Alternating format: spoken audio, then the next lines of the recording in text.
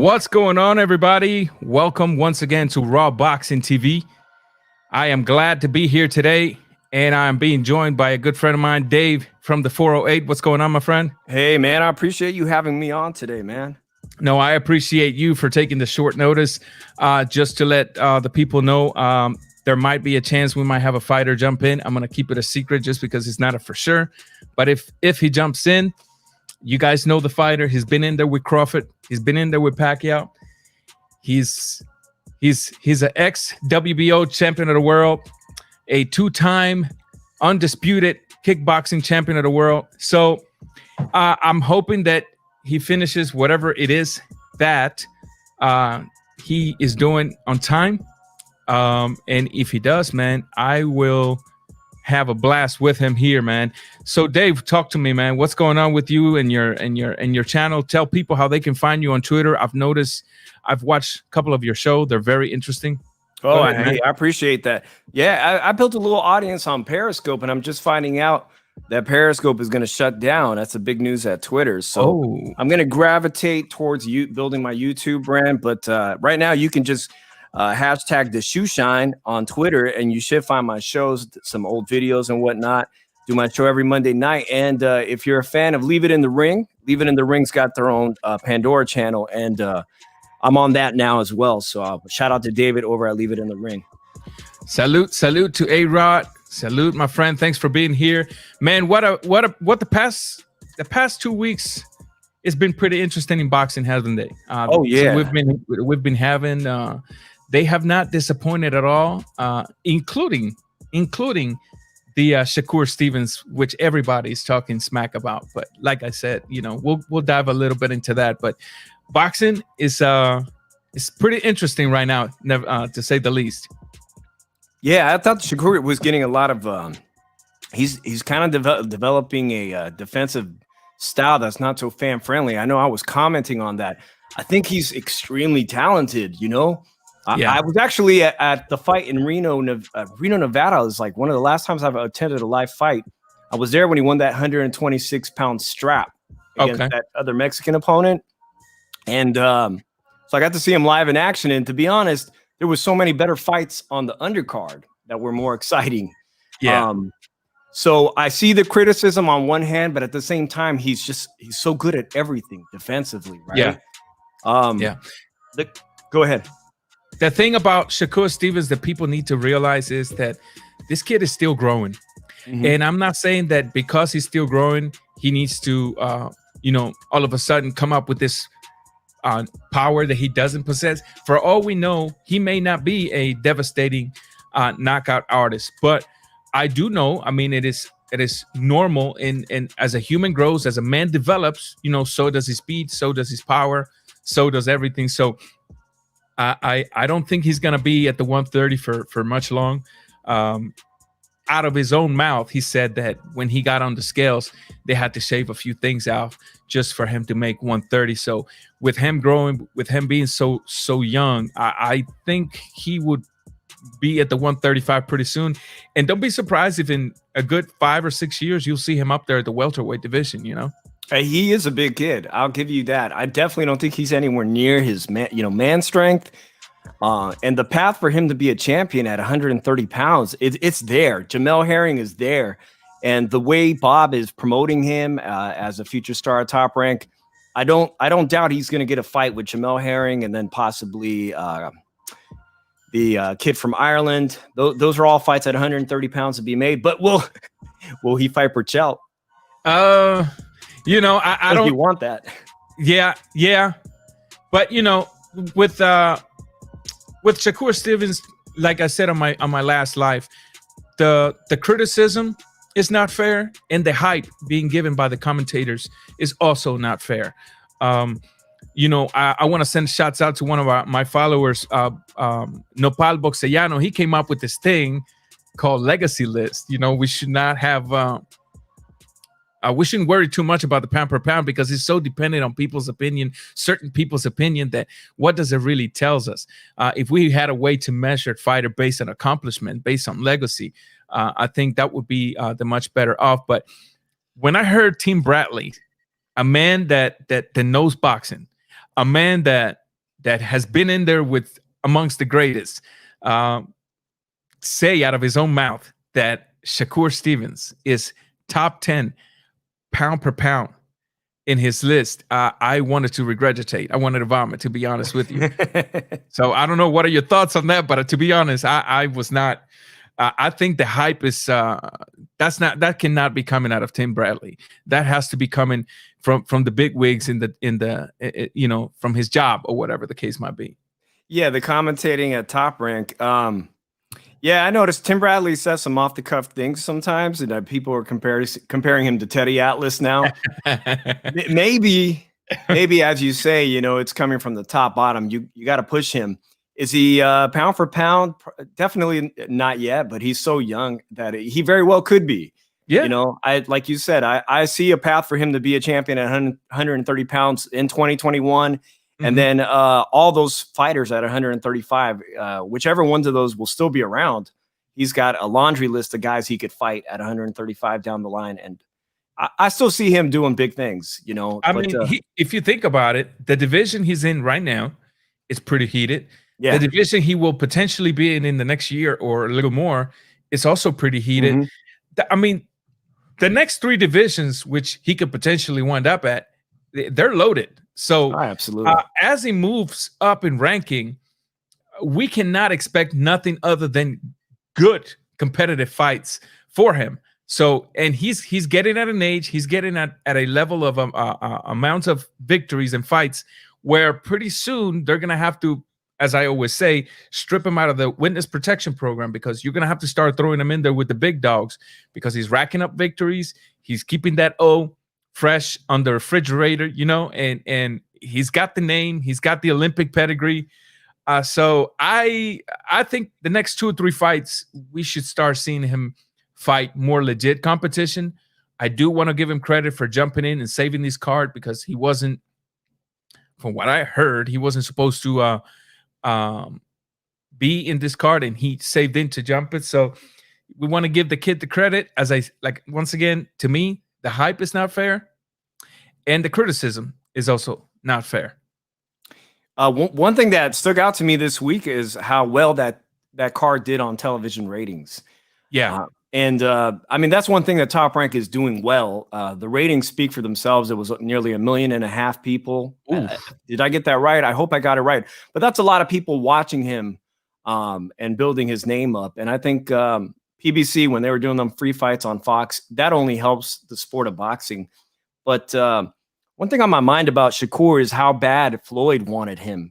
And reading these stories about how he pursued Shakur at the Olympics in Brazil and took him out to eat and everything, and failed to get Shakur to sign on with him. Yeah. But he ended up meeting that kid Hitchens, who fought this past weekend on the Showtime card. Hitchens. He was kind of a tag along. Shakur just asked him to come along, and now Hitchens is being hailed as one of Floyd's top prospects. I'll leave that up to people whether they were impressed or not. Yeah, man, I want to send a quick shout out. I've already sent a shout out to A-Rod83. Send a shout out to the Phillish Irish, also to G-Funk. Thank you for being here. For Sarah Raya, is that correct? Give me a thumbs up, but I want to destroy your last name. So, to be honest with you, you see, I'm actually getting some. Can you hear me? Yeah, you sound good. Okay, because the roadcaster here was giving me a little bit of issue. I think that for once, Top Rank is doing something worth talking about, because they were getting some heat there because of what Bob Arum had said about his fighter. Bob Arum has history of demoting the fighters he's supposed to be promoting, and so I'm glad that this past weekend or 2 weekends ago was pretty decent, because the sport of boxing in the state that is in as we speak, it's not too good compared to MMA. And to have free fights, it's also something that's beneficial for the sport, because if you think about it, back in the days there was no pay-per-view. Right. I believe it was it George Foreman and Ali that had 91 million views through TV. who has those numbers nowadays? And that there was no pay-per-view at all. So I mean, I'm honestly happy with the numbers to be just for free. But let's get into this topic, man. Today, let's talk about David Benavidez. I heard an interview that he did today, or that was uploaded today, to be fair, where this was in Spanish, of course, so I'm not going to play it here, but I'm going to go over it, the very things that caught my attention.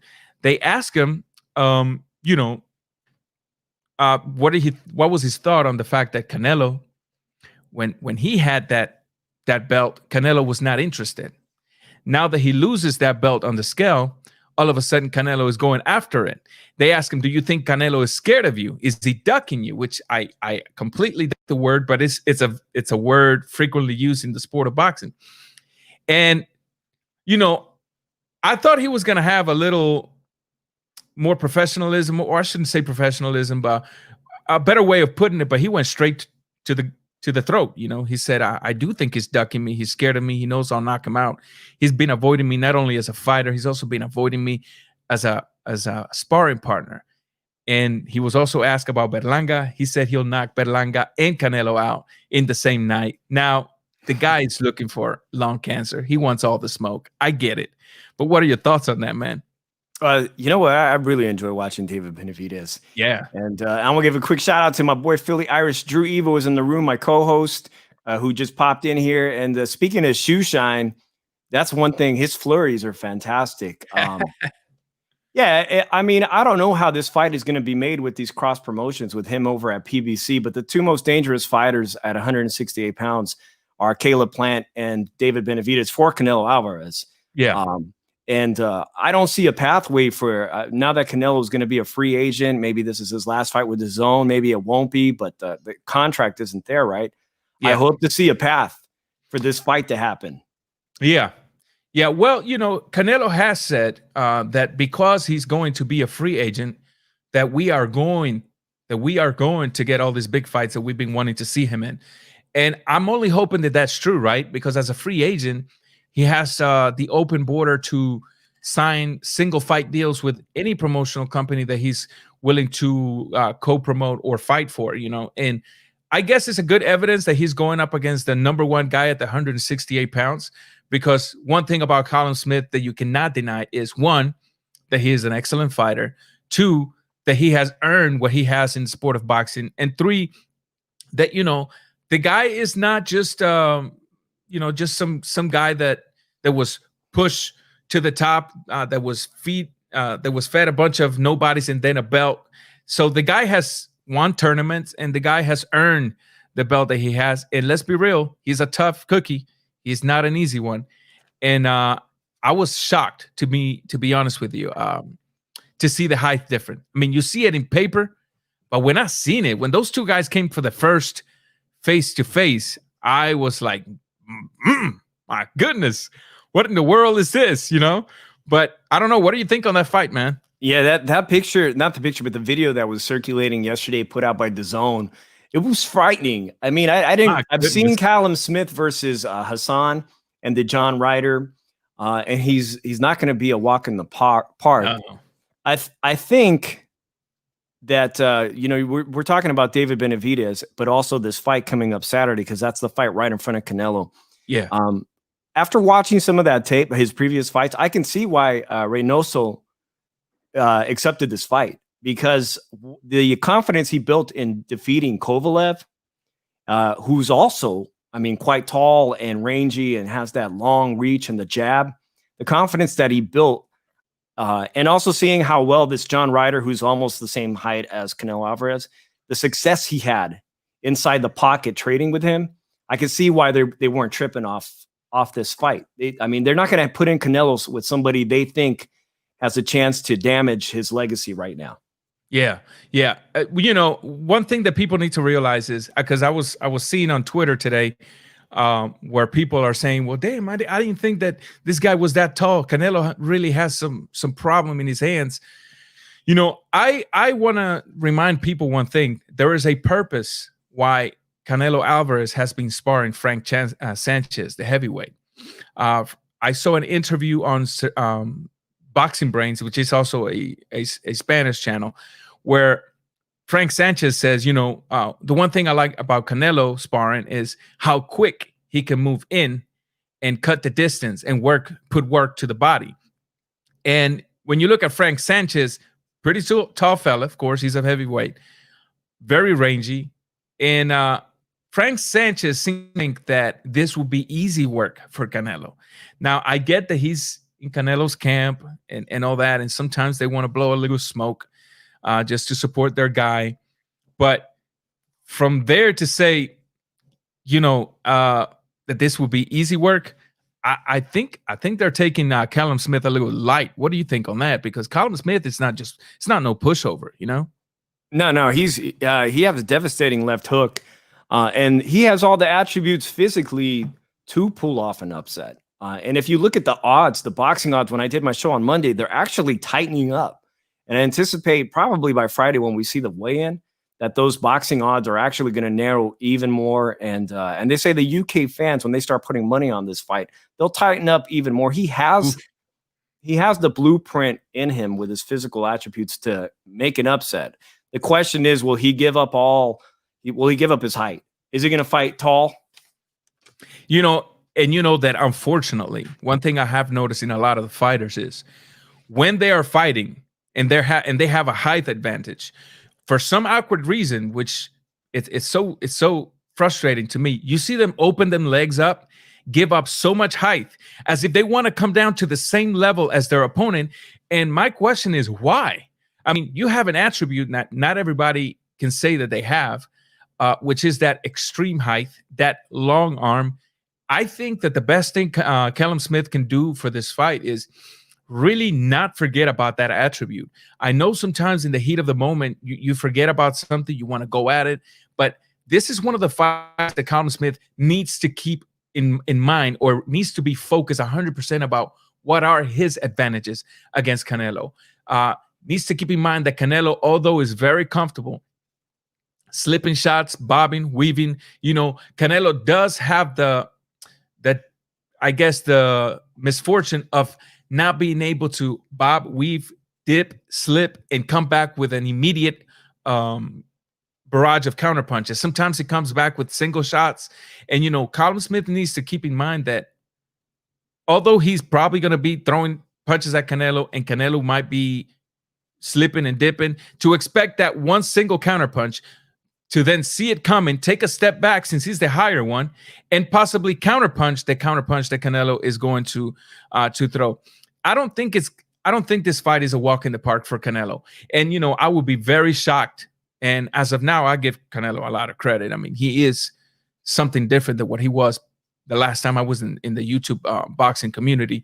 But if he knocks out Callum Smith, that's sending a message to Plant. That's sending a message to Benavidez. That's sending a message to Berlanga. That's sending a message to everybody. And to keep in mind that if Canelo Alvarez was to beat Callum Smith in this fight, Canelo Alvarez will become a 2 simultaneously division unified champion.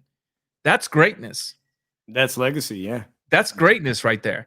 How many fighters nowadays can say, I am the lineal champion consecutive in 2 divisions? Not many fighters can say that today, Yeah, I was never on the Canelo bandwagon like that. But I can't deny what he's accomplished in his past 2 recent years. I mean, I can't deny that at all, especially being Mexican-American. David was just in the room, David, on Monday. He was saying, on his show, he was saying that Canelo enjoys being the counterpuncher. So, but if Callum can force Canelo to be the aggressor and switch things up, that he has problems chasing people down. Yeah. So, but is Callum going to get sucked into Canelo's game plan and let his ego take control and decide to trade in the pocket, where I think he's going to be at a disadvantage after seeing the damage that John Ryder was able to do, almost breaking him down like that? Yeah. That's exactly what he doesn't want to get into, sucked into Canelo's strengths. I'm actually hoping that the corner that his team has set down to to break this thing down, because he took unnecessary damages in that fight that a guy like him with his physical attributes should have never gone through. But if I want to remain positive, I would like to think that a fighter at that level, with a team at that level, has already sat down, studied the tapes, studied what are the downs and ups, the things they need to tweak. And as Philip Irish here says, if Smith can know when to fight big and when to fight small, I think he can give Canelo problems. I think he needs to only fight big. Forget about fighting small. Only fight big, because he has the reach to put the 1-2s from afar, to put the lead hooks from afar, to put the distance in Canelo. If Canelo is able to close the gap, I think he can clinch, make it a little uncomfortable for Canelo, not too dirty, not too wrestly to where the referee has to be the main character on that fight. But to be quite honest with you, man, I think Canelo, I don't want to say has an upper hand on knocking him out, but for some reason, just judging on the fact that Colin Smith has given him his height, not once, couple of times, but the higher he went in competition, the more it was noticeable. If Canelo is able to suck him in, I think Canelo will cause a lot of damage, because Canelo, it's not a secret that the kid is a heavy puncher. People are arguing that at this weight division he doesn't have a knockout punch. That's something yet to be seen in this fight. But I definitely think that this will be an interesting fight. I think that if Canelo was to beat Colin Smith, why not? I would think that a fight against Benavidez could make for a potential explosive match between those two. Yeah, and there's definitely a lot on the line. Like you said, like I was trying to say, if Canelo gets this confidence boost and beats, he's not going to upset. He's the favorite, but if he beats him, this lays that pathway to fight somebody like David Benavidez, who's a much heavier puncher than, in my opinion, than Callum Smith, and probably a better boxer too.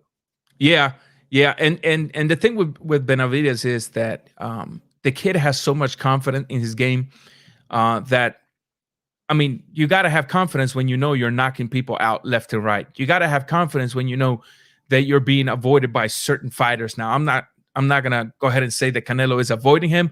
I don't know all the details in between the negotiations for that for the times that they wanted to Canelo, but it does sound kind of strange that the fact that Canelo says, "Look, I'm not interested in this belt, so I'm not fighting this guy," and then the guy loses the belt, and all of a sudden Canelo's going after that belt.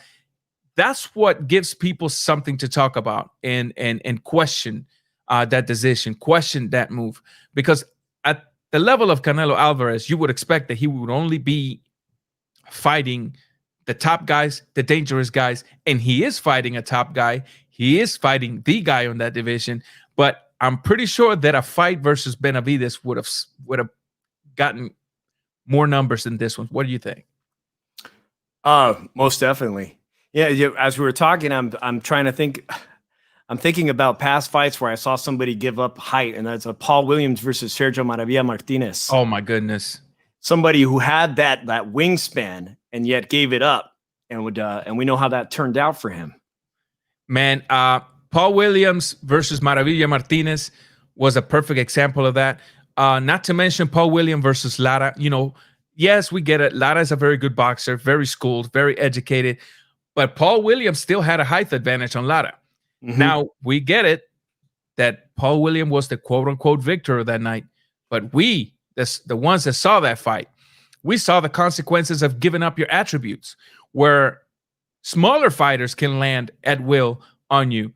And we're just I'm guessing that Colin Smith and his team, like I said, have already talked about this, man, because I don't see him getting a victory if he gets sucked in there with Canelo. And I I don't want to say the Smith has power to hurt Canelo, because after seeing Gennady Golovkin land on Canelo the way that he did, and he didn't even phase them, like it did not even phase them. You almost have to wonder, can anybody hurt Canelo other than Benavidez? And then you also have to question, because although we've been seeing Benavidez killing people, so was GGG. And Canelo stood there and said, "Is that all you got? I'm coming back at you." And there was a point where Kovalev was the most feared puncher in the light heavyweight division, and he took those punches too.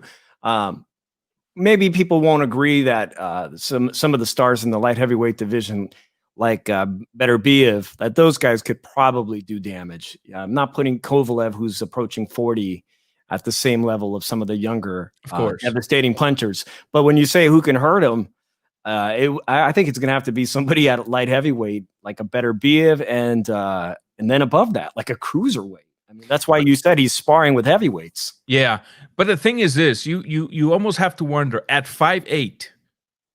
Yes, we've seen him at, I believe it was light heavy with Kovalev, right? Was that a light heavyweight bout? Light heavyweight, yeah. Yeah. Okay, at 5'8", he can probably campaign at light heavyweight 2 or 3 more fights, depending on the opponent. But I just don't see Canelo fighting comfortable at a cruiserweight division, even if he is sparring heavyweights in his camp. Because at the end of the day, no matter how tough, how good you are, size does matter. And when unnatural size goes up against natural size and natural punching power, the natural should be the victor in those fights. And so, yes, I get that Canelo is chasing glory, and he's going after it, and he gets closer and closer. He plucks a feather every time he gets in there. But again, I want to see him against Benavidez if he goes past Colin Smith. I want to see him against Plant. I want to see a guy that's a 2-time lineal. If he does become the 2-time lineal, just clean the division out. Don't just fight the guy on top. Go ahead and get the guy under, or the number 3 rank. And because all of those have potentials to be excellent matches, Yeah. Oh, he's got plenty of opponents, including rising star Edgar Berlanga, who's been calling him out all year on social media. I mean, there's a handful of fantastic fights from at the super middleweight division. Today, I read that Canelo would even consider fighting not Terrence Crawford, but Errol Spence at 160 pounds, that he would be interested in that he could make that weight class for a super fight against Errol Spence. So he entertains dropping back down to 160. There's plenty of guys at 160 that'll eventually move up, like Jaime Munguia. He could fight somebody like him again. Yeah. Not again. Yeah. I'm sorry, he's never fought him, but there's already a handful of guys. He's got a lot of fights potentially to be made before going up to light heavyweight. Yeah. That's not something he needs to entertain. I mean, if you think about it, a fight between him and Errol Spence not only will be interesting from a boxing point of view, but numbers. In the pro game, numbers speak louder than skills, unfortunately. And the body type of Errol Spence, although he's at a welterweight division right now, you can almost see him comfortably making 160 pounds and fight Canelo. The problem would be, or the question will be, will it be the same Spence? Will he be able to keep the same speed? Will he be able to keep the same pop? I know the boxing skills will be there because he's a very methodical fighter. He's a very intelligent fighter. He has that key to opens every door, that jab that he doesn't telegraph it. It comes out like a snake bite, like a snake strike.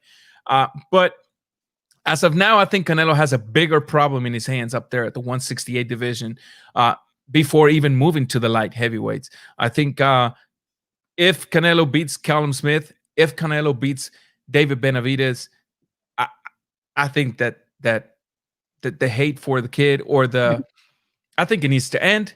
Of course, there's always going to be the haters, but and there's always going to be people with questions. But how much more can he do? I don't know. I'm not saying Canelo is the greatest thing ever. I'm just simply saying Canelo is chasing glory and he's grabbing it. He's chasing greatness and he's grabbing it because facts don't lie. He's already the lineal. He's already the number one guy at 160.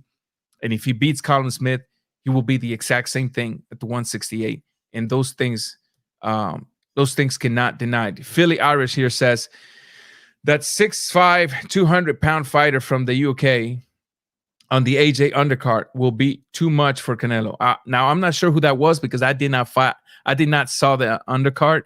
But if you know who that was, man, feel free to talk about it. Because I didn't see the undercard for that fight. Yeah, I think he was raving about a cruiserweight that he was impressed by on that undercard. I didn't see him either, but I'm interested in seeing what he says. You have a A-Rod 83 saying Berlanga is not ready yet. Probably not. Probably not. Like I said, I want to send a quick shout out to Guido Pion. Hey, salutes, man. Thanks for being here. For those that are watching, man, if you're here, make sure to hit the thumbs up so that YouTube can start sending these notifications out. If you're not subscribed and you're enjoying the content, go ahead and do so if you don't mind, and activate the notification bell so that you know next time we upload. I agree. I have to agree with A-Rod here. Berlanga is not ready yet. I do get that. The kid is calling out the big dogs, right? All I see is promoters behind that. Hey, you got to call the big dogs. You got to start cloud chasing, and that's smart. Because let me tell you something, not only is his knockout putting them in the eyes of people, it's also him calling the big dogs. It's always worked. It's always been a used strategy in boxing. And it works so effective that when a fighter calls another one out, whether he deserves a fight with him or not, and that bigger fighter looks at that smaller rated fighter and says, to the side you go, people start saying, oh, such and such is ducking such and such, and it start cooking up the pot, right? Yeah, he's walking a fine line. I think he's doing a good job. And I've noticed him earlier in the year starting to call Canelo, but now the attention is really on him as he's been involved on these ESPN fights with big numbers. So he's doing a good job, like you say.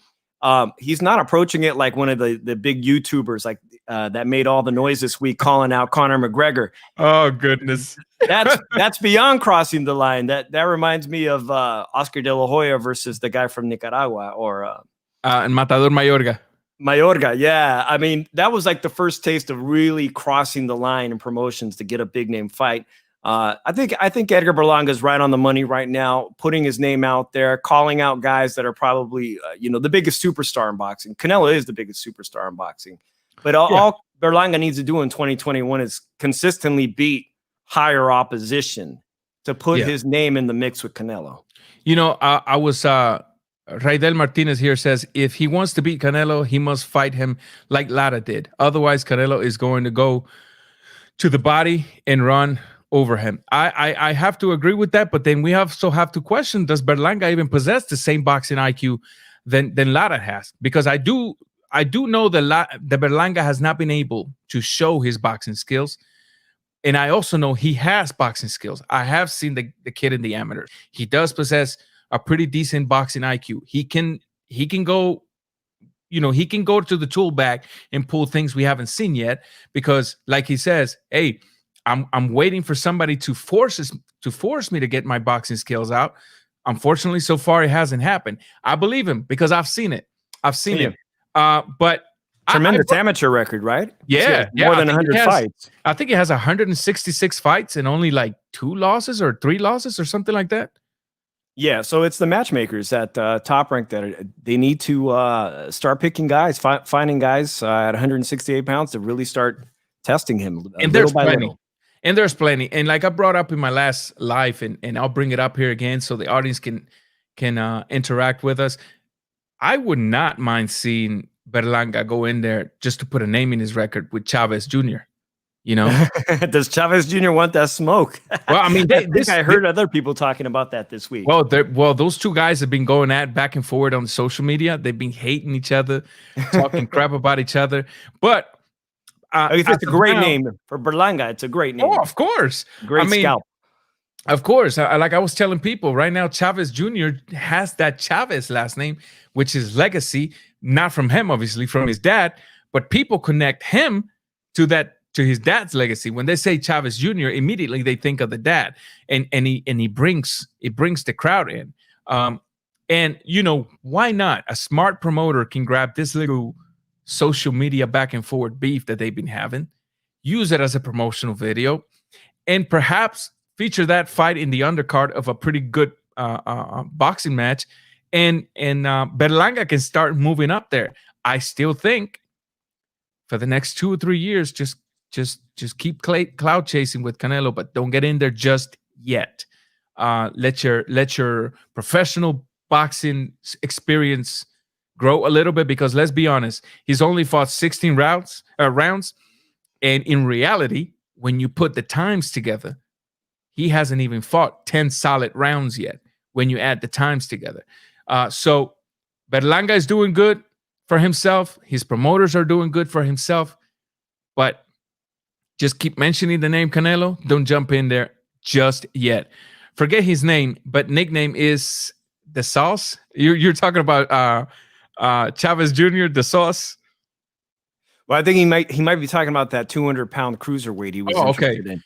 Oh, okay. He couldn't remember the name of that guy, which I don't know either. Somebody in the chat says, is it Bacoli or Kuzman? Yeah. Maybe I don't know that guy.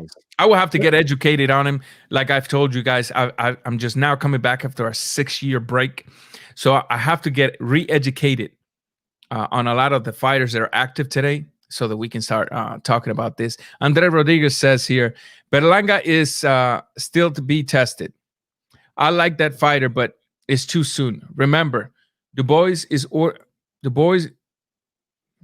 I can't see here. I'm going. That's back. all right. Yeah, remember Dubois in order to measure the steps. So Dubois is the heavyweight that just 2 weeks ago broke his orbital bone. Yeah, Dubois. Yeah, the UK fighter. Joe Joyce went in there and did some work. By the way, guys, I might have Joe Joyce and Erislan de Lara coming to the show. I'm actually, since I've already established a relationship with their team, with their coach, which I invite you guys to go back and look at that interview that I did to Ismael Salas. I'm working on getting those 2 fighters here. And if I get those 2 fighters here, I'll go ahead and tell you right now, I'm going to have a 20-minute Q&A where I'm going to be taking questions from you guys directly to the fighters. So keep the lookout for those videos, and hopefully I can get him in here, man. But I do think Berlanga, look, I'm happy. First, I'm happy for the Puerto Rican crowd, right? Because it's been a while. I think Tito Trinidad left a legacy that even Miguel Cotto came short on. But nevertheless, the closer one, the guy that got closest to it was Miguel Cotto. Yeah, and unfortunately, Miguel Cotto, sorry to stop, but I'm a little upset that he was not inaugurated into the Hall of Fame this week. That's crazy. First shot. Now, I'm not dissing the other people. I don't have the whole list off the top of my head. Floyd was inaugurated, but Cotto's well deserving of that. I would have liked to have seen him on his first shot. Oh boy, you just brought up they brought up Dubois and Joe Joyce that you might have him. That's a tremendous interview, because I think his stock just rose by not only by defeating this young prospect that nobody thought he would, beat just a couple of weeks ago, but also because we saw how easily Anthony Joshua, he had an easy work with that one guy who was rated way up there. So Joe Joyce's stock is even, I think it elevated him even higher. I'd like to, now he's in the top 5 conversation. When I interviewed Salas and we spoke about Joe Joyce, what he told me was, look, people look at Joe Joyce and they're seeing a slow heavyweight. And because they're seeing a slow heavyweight, they're not wanting to give him any chance. But what they don't realize about Joe Joyce is when you're in there against him, he is so methodical and educated in the way that he moves, the way he structures his upper body, and the way he delivers his punches, that although you might think he's slow, you only see the punch once it's already on you. And, the kid, according to Salas, is very, very flexible.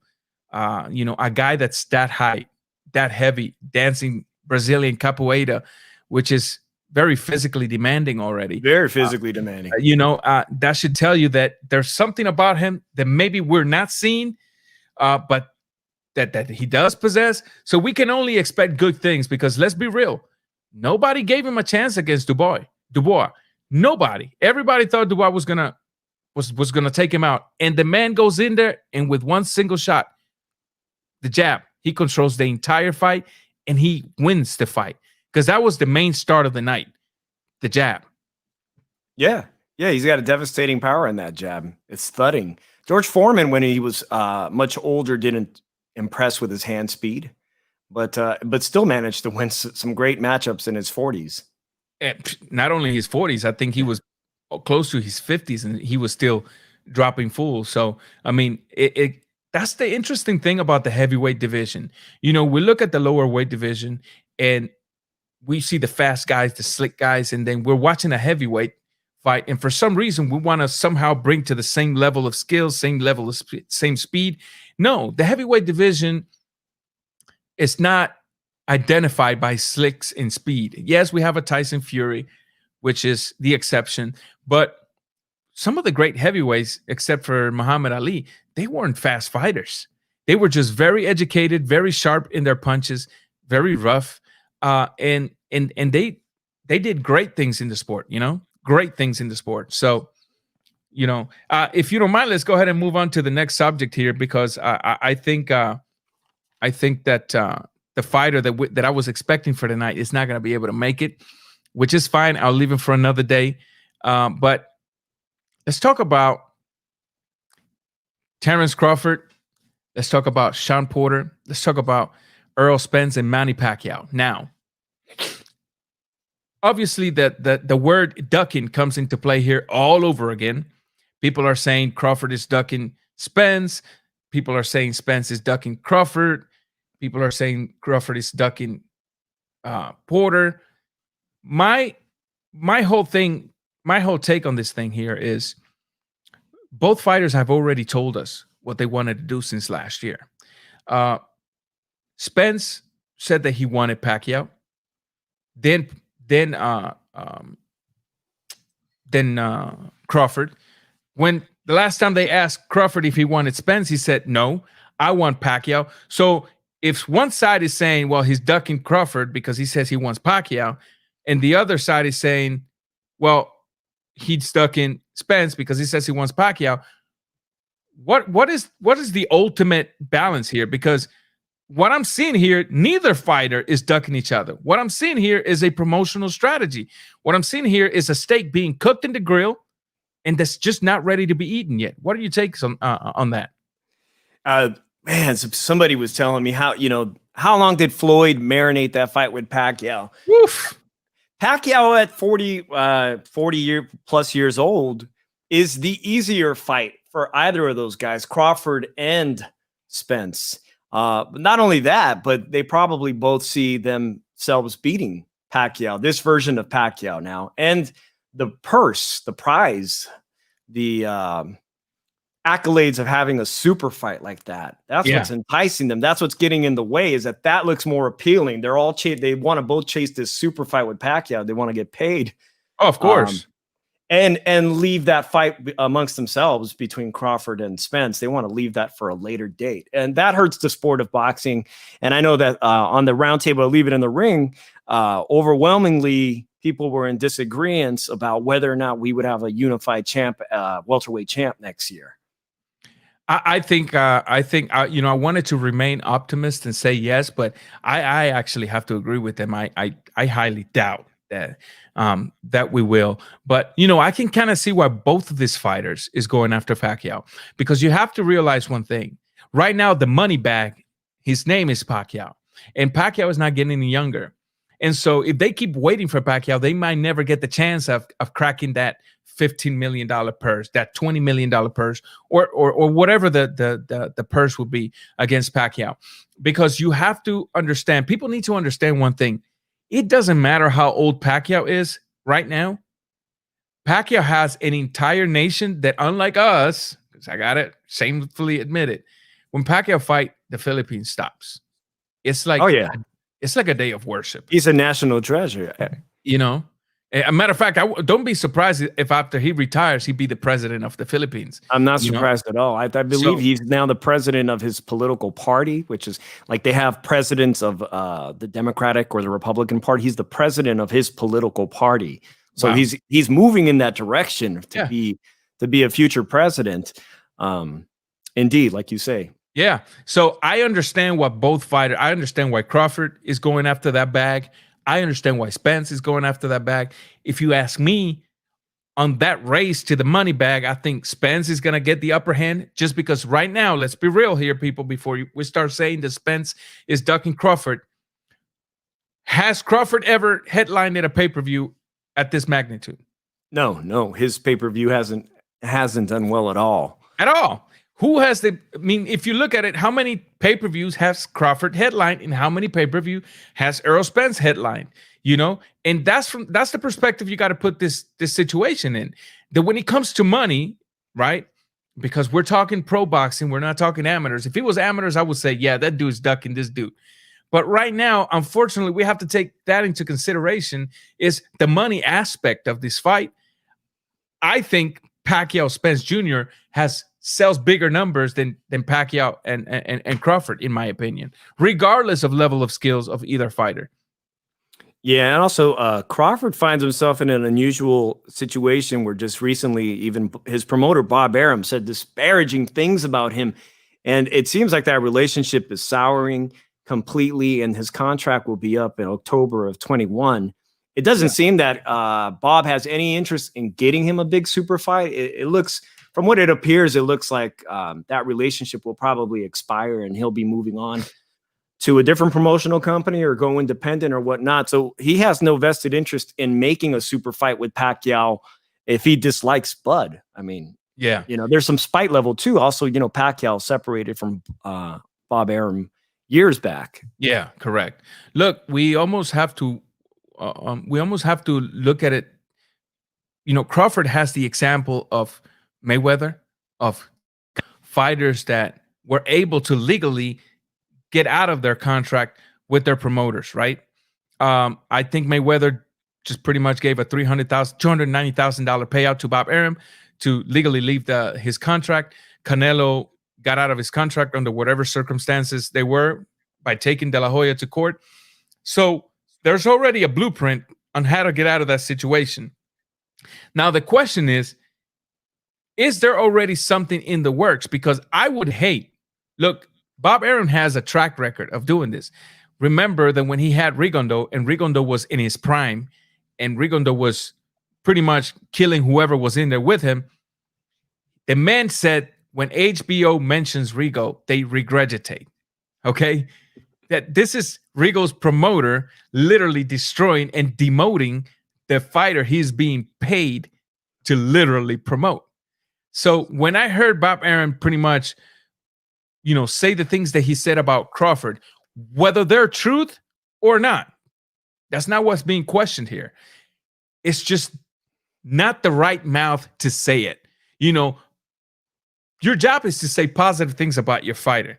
Your job is to sell your fighter to the audience, to the fans, not to say, hey, listen, I got this soda for sale, but when you open it, it's not going to be gassy. It's not going to taste good. I quite simply can't sell this. It's just, it doesn't look good. It as a salesman, you got to think that if you talk bad about your product, people are not going to buy it. Yeah.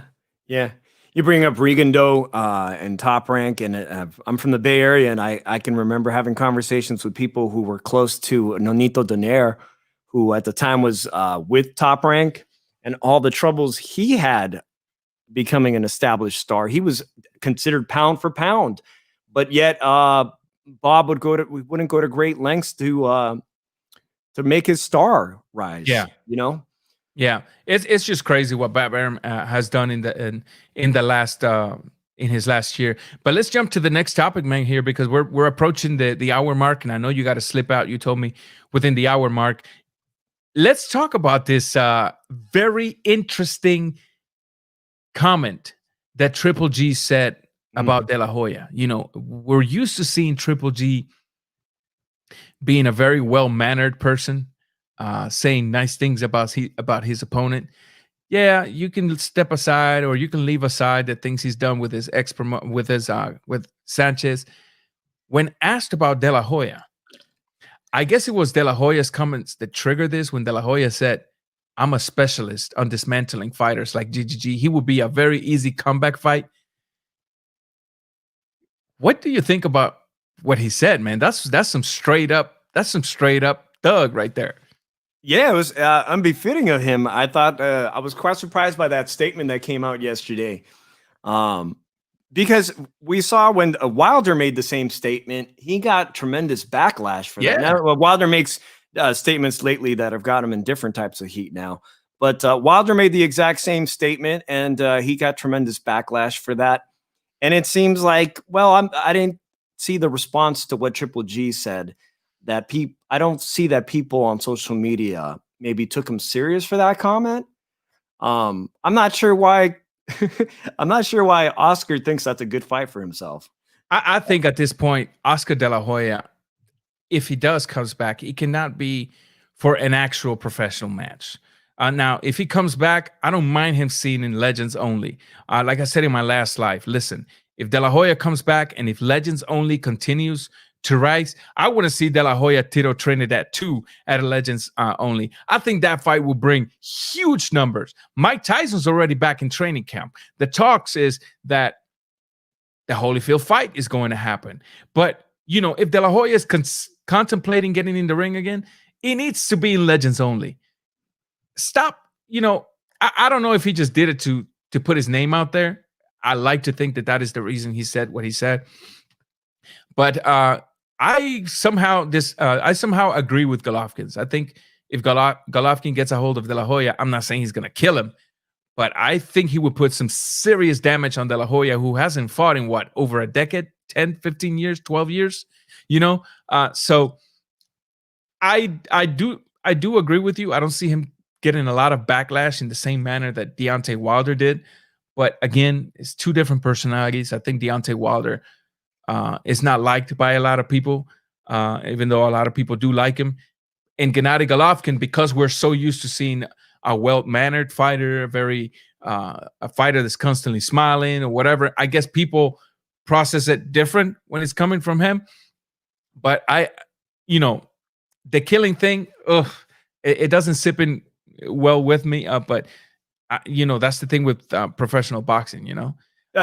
Triple G, like you said, he seems so mild-mannered, his personality. Mm-hmm. But Abel Sanchez, when they separated, there's a lot of bits and pieces that Abel Sanchez has leaked out about who the real Triple G is.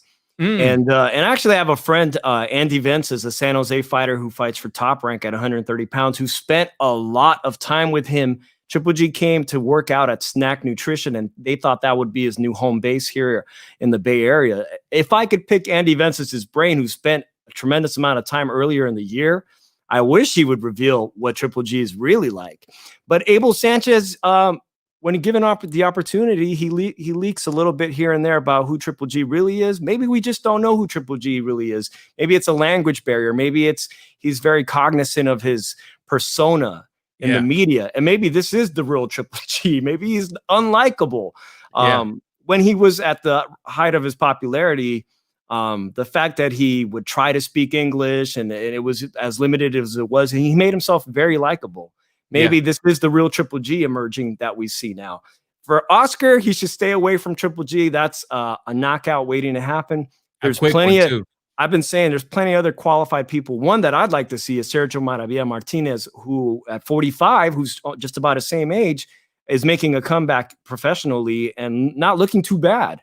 I mean, the knee looks functional again. That's a really, like you said, even if it's legend only or exhibition, I think that's a great fight. Or like you said, Tito, that's another great fight. And I would not mind seeing Fernando Vargas, who's calling him out. And shout out to Fernando Vargas. His son is making his professional debut in Mexico on Friday night. His son, Junior. Yeah. So I know he's got 3 sons, Junior being the oldest one, but his youngest one, Emmy, and I've met the entire family. Emmy looks to be the real star that's going to emerge out of the family, but we don't know. I mean, Junior may have it in him just like his father did too. I'm looking forward to seeing what his son does this weekend. Yeah. And hopefully he does good, because I wouldn't mind seeing the legacy of the Vargases continue. Fernando Vargas was a very exciting fighter. I don't care what you say. I don't care if you liked him. I do not care. Fernando Vargas, in my opinion, was very mismanaged, to be honest with you. He was thrown in there with the Wolves too soon. Okay? too soon. De La Hoya, Trinidad, they brought an end to that career as much as people don't want to say they did. They actually did. Vargas was thrown in there too soon against those fighters, but they gave us exciting matches. De La Hoya versus Vargas. I mean, women probably started with their press on nails and wound up, just without nails, bleeding on the fingers, Tito Trinidad versus Vargas. What a heck of a fight that was. You know what I mean? Yeah, so, you say that. I can remember my own mother. Her salivating. I'm going, what's wrong with you? She goes, oh, Fernando Vargas. Oh, I'm like, geez, he's my age, Mom. What are you doing? But man, I'm telling you. Yeah, Fernando Vargas, a legacy fight with Oscar. Of course, the original fight did so well with pay-per-view numbers. I mean, there's more than a few guys that Oscar could entertain for a legacy fight, exhibition match, or whatever. With the success of the Mike Tyson fight recently, it was really surprising to me. So, it was kind of surprising to me, and at the same time, I want to say it wasn't, just because when you mentioned the name Mike Tyson, even if some people consider him overrated, whatever the case is, you mentioned the name Mike Tyson. It's got so much history attached to it. It's got such a story attached to it that it's attractive to people. And I like to say that if this Holyfield fight does take place, it's only going to break the last numbers, to be honest with you, because that trilogy would be very interesting. If you think about it, there's only been one complete fight between him and Holyfield. The other one was brought to an interruption because Tyson was hungry that day. But it makes for a good fight. And when it comes to De La Hoya, if he's smart, now this is me playing matchmaker / promoter, I see the money on a Trinidad. Obviously, counting that Trinidad wants to do it, and I don't see Trinidad turning it down for that amount of money. So, Oscar, if by any miracle anybody ever shows you this, think of Tito Trinidad in Legends Only. Avoid, by all means, Gennady Golovkin. It's not the fight. Philly Irish here says, let Oscar get his. Yeah, it might be, but. At the end of the day, we've already saw Pacquiao. Pacquiao did whatever he wanted with him. Even before Pacquiao, I saw the videos. I saw videos of him with Edwin Valero, and Edwin Valero just did whatever he wanted with Oscar in the sparring sections. And Edwin Valero was ordered. Of course, he was ordered to not go full blast on Oscar De La Hoya. So, but Tito Trinidad is the way to go, Oscar. Just come back, lose a few pounds, and get in shape, and start calling Tito out. The Puerto Rican fans were gonna go buy it. The Mexican fans are gonna go buy it. Yeah. A lot of people thought you got robbed. I thought you got robbed, even though I was very young. I saw the fight in Jersey City when I was living out there. So I think it makes for an exciting quote unquote rematch, even though it's just an exhibition / Legends Only. Yeah.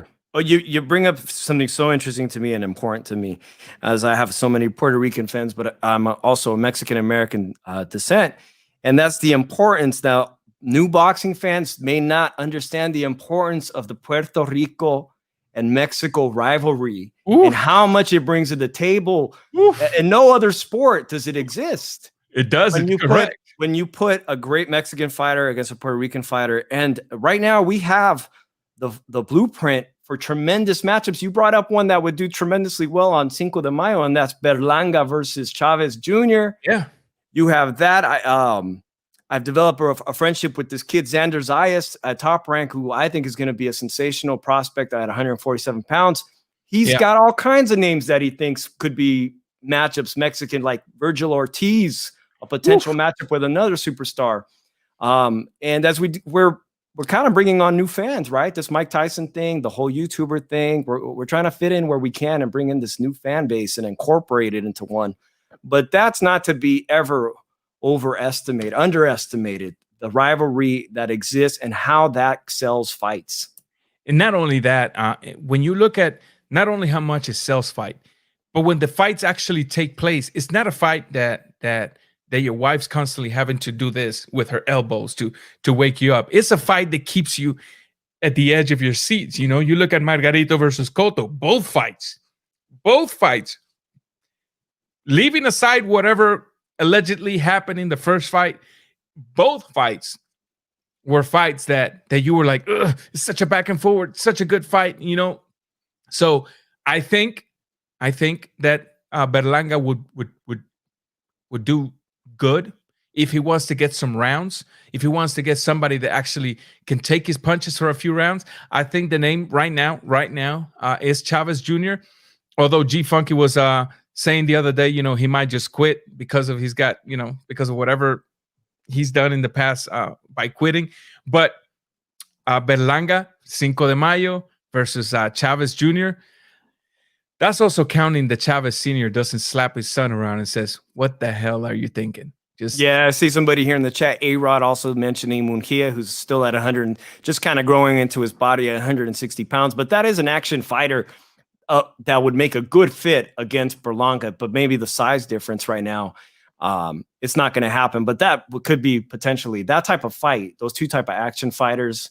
That would definitely bring some fireworks. I also see your my homie John Reyes wanting to call in. Johnny Savage, a Latin lover from LA. This is a guy who I know has done work for Oscar De La Hoya.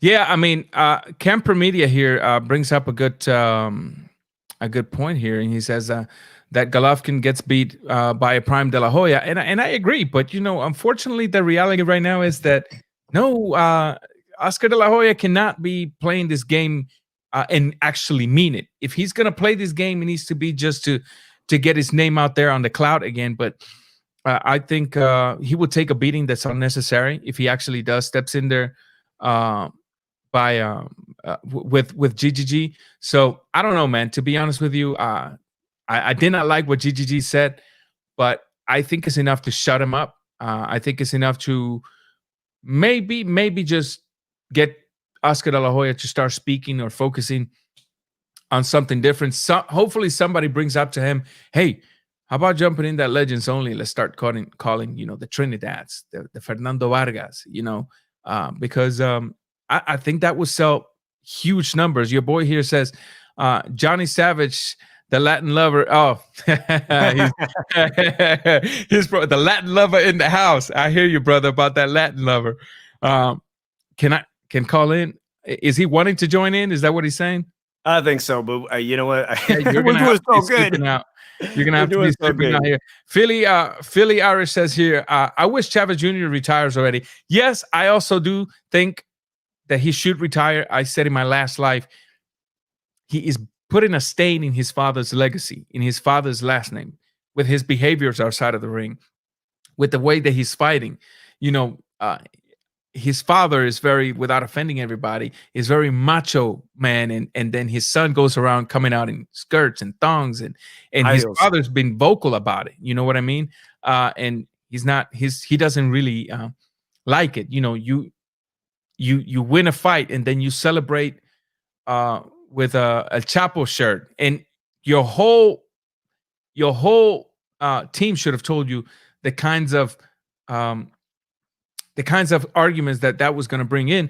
But I agree with Irish. I think this man needs to retire. But you know, as long I can't also blame a man for wanting to.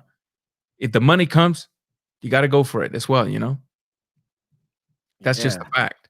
You know, and the thing is this: when you look at that division right now, for Berlanga, in reality, how many credible stepping stones is there for him that's going to take him past the first round? Because I just can't think of any other stepping stone. I mean, this guy that he just fought, people were saying, oh man, he's been in there with Canelo, and Canelo hit him with everything, couldn't drop him. And the guy gets in there and doesn't even last an entire round. It makes you wonder, is this kid serious about this?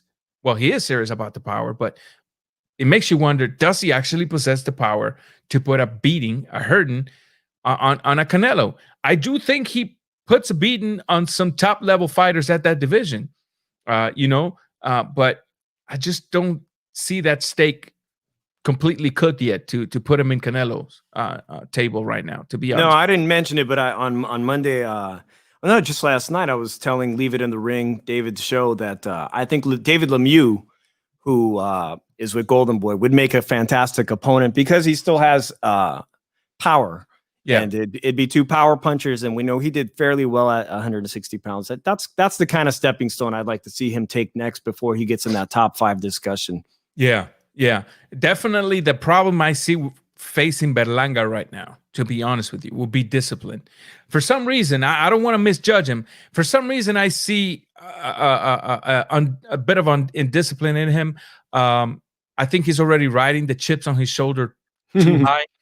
You know, he needs to calm down. He needs to remember that what made Cotto big wasn't so much his level of fighting. It was also how humble he was. And him arriving late at the press conference, it just didn't send out the right signals for me. At that young age, with such a rapid fame coming his way, overnight success, the streets will swallow you up, homie.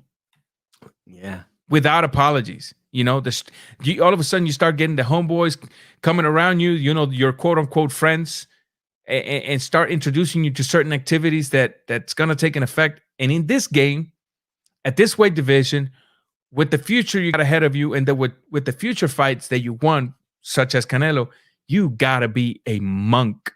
He doesn't have to go any further than Hector Camacho. I've been telling all my friends, I don't care if you follow boxing, if you're a casual fan, if you love sports and you love sports documentaries, the Camacho documentary is a fantastic study of what could go wrong.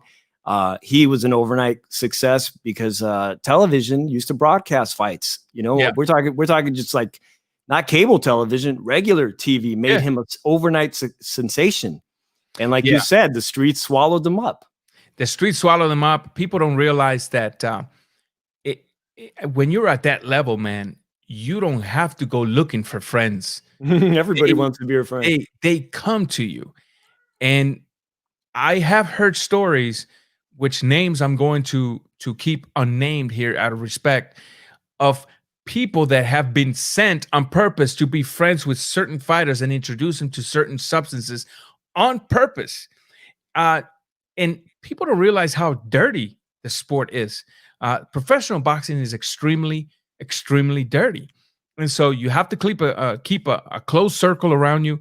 You have to become a monk. That's the best way to put it.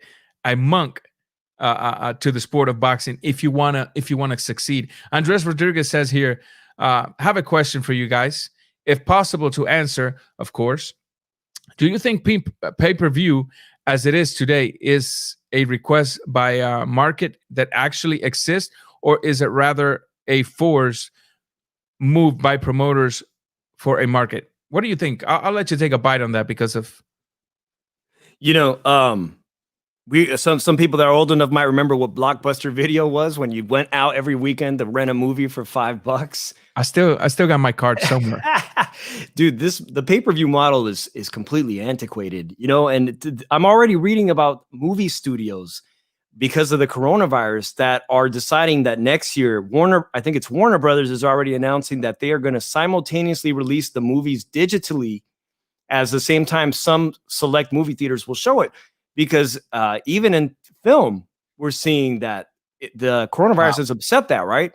Yeah. People don't go buy CD discs anymore. That whole notion of I'm going to go out and buy a $17 CD, that doesn't exist. Nope. I don't see pay-per-view. He's asking whether or not pay-per-view is being pushed and forced.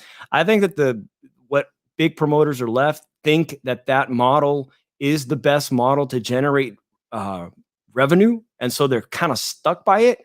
Yeah. But as we saw with the DAZN, and then we even saw this company Thriller that put on the Tyson fight. Yep. $50. I mean, they're trying to go. They're still a pay-per-view, but the prices come down dramatically. It's more affordable. My God. It's more for the everyday blue-collar worker. And Floyd, with his exhibition against Logan Paul, he saw that $50 and how well it did it. And he's even doubled that and says, I'm going to give you half price. You can see my fight for $24.99 if you sign up today. If you get the fight right now, you can get that fight for $24.99. Correct. So at some point, you're going to see why pay for pay-per-view when a dramatic portion of your audience is streaming it illegally? Right? And that's streaming it illegally. Yeah, that's true, because they're gonna watch it one way or another. Oh yeah, that's never not. You're never gonna be able to stop an illegal stream of whatever card you put on. I don't care who you are, how technologically advanced the networks are. When you look for it, you find it. But it sometimes it makes me wonder: do promoters not sit down and study the history of the sport they're promoting? Because, like we said at the beginning of this live today, I think it was Thriller in Manila that brought in 91 million regular TV views. Now, let's keep in mind, this was Thriller in Manila, so let's not set the standards too high. Just say that today, because you're putting what would be a massive pay-per-view event, let's say you just put it on regular TV, you have to wonder if they have to hit at least 20 million views worldwide. Because let's be real, guys, there's so many people that are wanting to see boxing but cannot afford to pay for a pay-per-view, that if you were to throw it on regular TV, they're going to go in there like dogs on a steak to watch that fight, Yeah, and I completely agree with you. You won't have the guys illegally streaming the fight. Now you'll take those illegal streamers that are having to deal with pop-ups and viruses going into their computer. Now you'll have them, oh shoot, I can sit down and watch this on ESPN. And then when you put all those butts in that seat in front of that TV instead in front of the computer, and you start generating views and the commercials, the money comes in, the millions of views comes in. I think, Rodriguez, that was a very, very, very good question, man. A great question to end the show with, because you brought that point up earlier in the show today. They don't need to reinvent the wheel. The formula's been around since heavyweight boxing was on network television. CBS would show fights every Saturday.